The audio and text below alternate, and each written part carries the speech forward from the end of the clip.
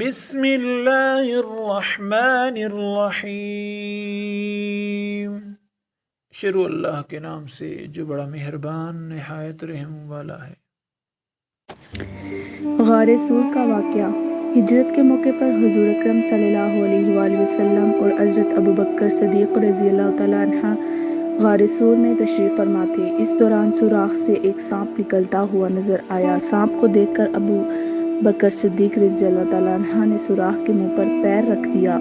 سانپ جب نکل نہیں سکا تو ابو بکر صدیق کے پیر میں ڈھسا۔ جب حضور اکرم صلی اللہ علیہ وسلم کو پتہ چلا تو ابو بکر صدیق رضی اللہ تعالیٰ عنہ سے فرمایا، پاؤں ہٹا لو۔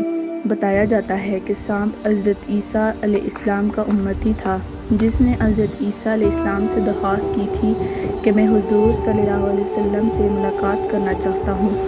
حضرت عیسیٰ علیہ السلام نے اس سے فرمایا تھا کہ تم اپنی موجودہ شکل میں دیکھ نہیں سکتے، اس لیے بذریعہ دعا اسے سانپ بنا دیا گیا اور کہا گیا کہ غار سور میں چلا جا، وہاں ہجرت کے موقع پر دیدار ہوگا۔